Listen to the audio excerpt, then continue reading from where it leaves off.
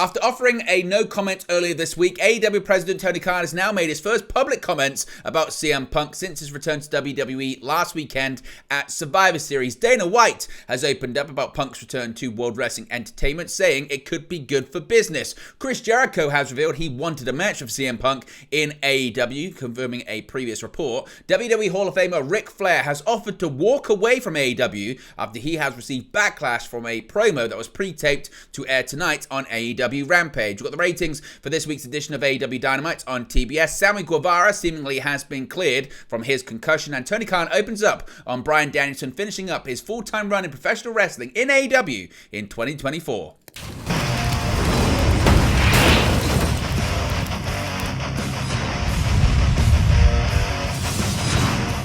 Hey guys, welcome back to Wrestling News 365. Hope everyone is doing very well. As always, there are plenty of news stories to get into in the world of professional wrestling. Let's start off talking about CM Punk and Tony Khan offering some comments about the former two-time AEW World Champion after his return to WWE last weekend. CM Punk's falling out with All Elite Wrestling has long been chronicled over the last 18 months, although AEW President Tony Khan has largely strayed away from commenting on it in the public. Following Punk's shocking return to WWE at Survivor Series, Khan has now offered something more than a no comment, which he was offered up earlier this week in an interview with BBC. Now, during a recent interview with the New York Post, Khan was asked if he could address Punk's positive contributions to AEW. Here's what Khan had to say, quote, "The first dance was an incredible moment in wrestling and was part of a very important time in AEW. All Out 2021, along with All In, are our biggest pay-per-views of all time, and we've had a lot of great success as a company, as a team, and in some part of the most exciting times, CM Punk has been a big part of that team."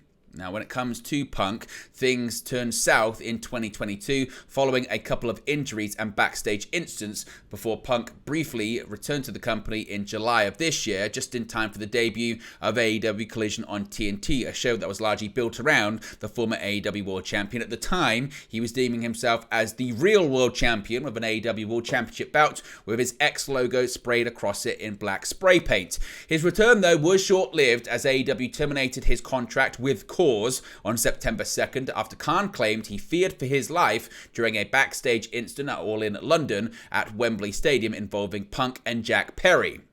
Of course, it was recently revealed that Bryan Danielson was the head of the disciplinary committee involving two other lawyers that opted to part ways with the former world champion. Of course, Punk made his return to WWE last weekend at Survivor Series War Games in Chicago. What are your thoughts on Khan's comments? Do you think he's ever going to comment publicly on CM Punk, his departure from the company, his return to WWE, or, as you mentioned previously, due to legal issues, are we never going to hear what TK has to say about CM Punk? Now, speaking of Punk, of course, he previously fought in the UFC in a couple of fights, infamously, and Punk's surprise return to WWE has dominated the conversation across professional wrestling since it transpired at Survivor Series. Now, the 45-year-old ring veteran is regarded as one of the most polarizing and controversial stars in the wrestling business, supported by his initial exit from WWE nearly a decade ago, and of course his recent rollercoaster ride in AEW that ultimately ended with his termination. But in between that is a short run with the UFC. Now, during his time away from wrestling, Punk tried his hand at a number of different things, but perhaps his most notable attempt was his foray into the Ultimate Fighting Championship, where he lost both of his fights inside the octagon. Despite his shortcomings in MMA, UFC President Dana White has nothing but nice things to say about Punk and told Sports Illustrated of his excitement to see him back working for WWE. He said, quote, "I texted him the night after he walked out in Chicago. It was amazing. I texted and congratulated him. It was incredible," White said. "I've had nothing but a great relationship with him ever since the day we met. He's a super nice guy. He's one of the easiest people I've ever dealt with. Everybody that he trained with in MMA and everybody around him and his camp respected him, and that spoke volumes. Do I give my blessing? 100%. I love the guy," White added. With the two combat sport juggernauts now intertwined from a business perspective under the TKO Group banner, White's comments are another much-needed positive endorsement for Punk. There are still a number of doubters, both both inside and outside of the WWE locker room, according to reports, waiting for things to go wrong, but we'll have to wait and see indeed how that plays out. Now, one person in AEW has actually revealed they wanted to have a match with CM Punk, and now, of course, it looks like that's not going to happen, that being Chris Jericho. Now, when a fan on Twitter mused that he wanted to see a match between CM Punk and Chris Jericho in AEW, Jericho responded, writing simply, quote, "I did too."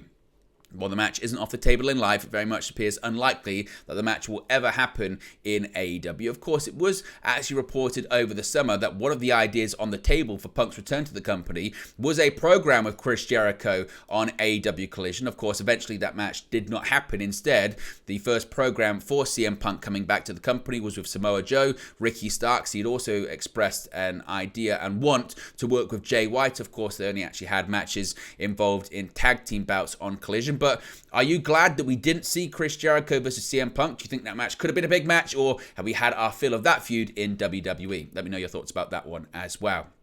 Now, Ric Flair, a source for a lot of controversy over the last several years, particularly with his signing with All Elite Wrestling. Ric Flair's AEW contract has already divided opinion within the pro wrestling community, and his latest incident will only ramp up the concerns of many fans regarding the legendary 16-time world champion.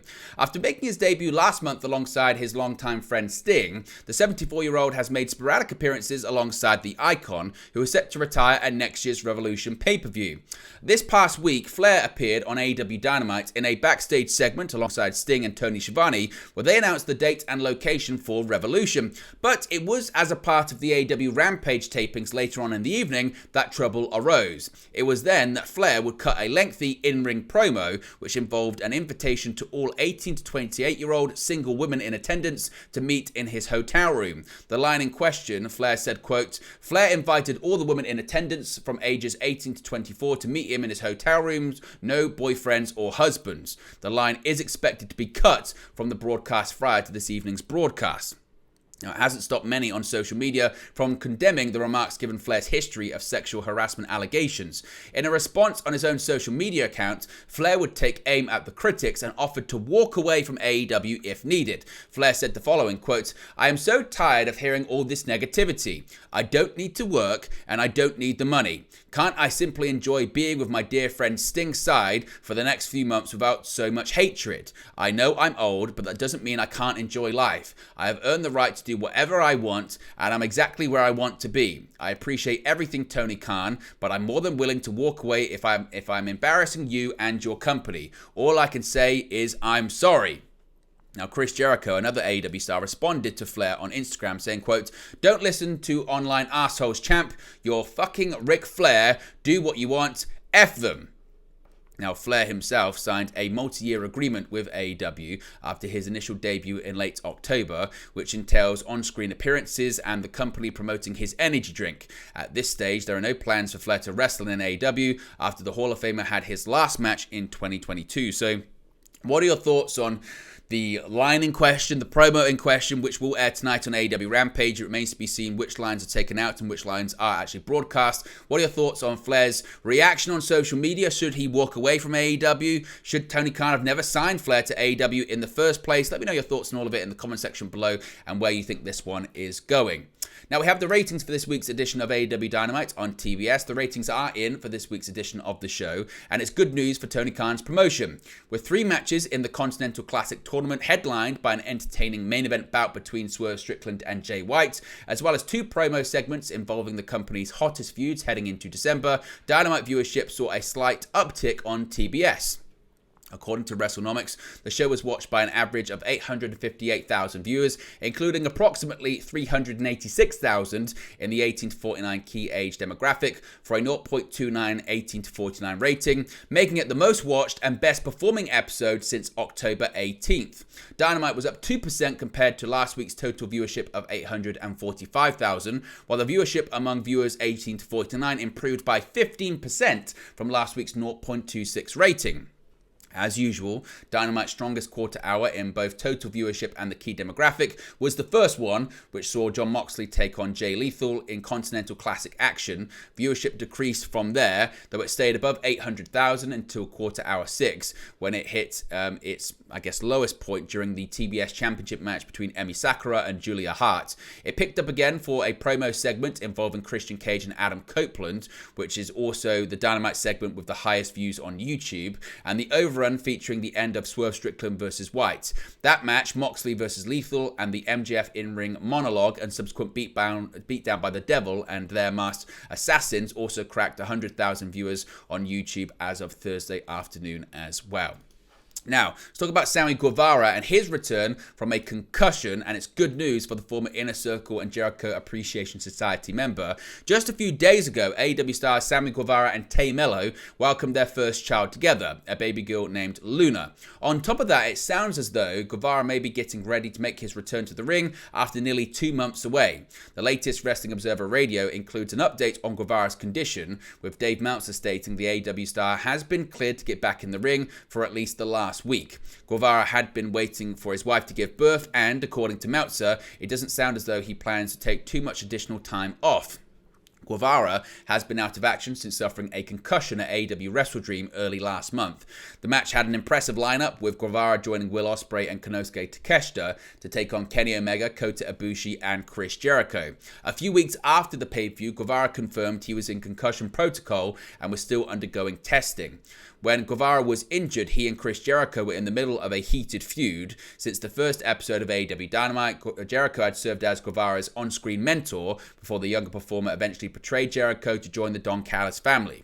The two had a singles match at AEW Grand Slam a short time before Wrestle Dream, with Jericho winning that bout. It seems inevitable the two will pick up their feud back up eventually when Guevara returns to television or at some time in the near future. So good news when it comes to that, and congratulations to Guevara and Tay Mello on the birth of their first child.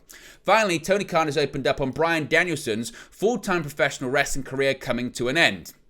Now, it's looking like quite a year for, retirements in AEW, whether or not Danielson is included in this, with Sting set to have his final match at AEW Revolution on March 3rd, 2024. In a recent interview with The Athletic, Tony Khan spoke about Danielson and their agreement, saying, quote, "Bryan and I made an agreement 3 years to the week before AEW All In 2024. The agreement was that Bryan would wrestle full-time for 3 years. Even 3 years in advance of the expiration of the agreement, I was already clawing for him to stay. It wouldn't be the end of Danielson in AEW, however, with Khan going on to say, quote, he will still stay with us in spirit and sometimes, occasionally, make sporadic appearances with us. But the end of the full-time run with us is going to be in 2024. So it seems Danielson may or may not wrestle sporadically after that point, but All In will be his final match as a full-time wrestler. Danielson has recently been sporting an eye patch as he recovers from a broken orbital bone injury. His wife, Brie Garcia, has stated that Danielson ignored the injury until his nose went numb. Danielson will shortly make his in-ring return in the Continental Classic on the December 2nd episode of AEW Collision. He faces Eddie Kingston in Danielson's first match of the tournament, and Kingston's second, having lost to Brody King last week. Given that we could see Bryan's full-time last match take place at AEW All In next year, who do you think is going to be his final opponent? Of course, it was rumored at one point we were going to get Danielson versus Nigel McGuinness at All In this past year. Could we get it next year inside Wembley Stadium? Let me know your thoughts about that. But there you go, guys. That's the latest pro wrestling news for you. Be sure to smash a like on the like button. Be sure to subscribe, bottom right hand corner. As always, let me know your thoughts in the comment section below, and I'll speak to you again very, very soon. Hey guys, thank you for watching, listening, streaming, or however you come across this video today. Be sure to click on the video on the right there to watch our next video, or click the bottom there to subscribe, or the bottom right hand corner. Thank you very much, and I'll speak to you again very soon.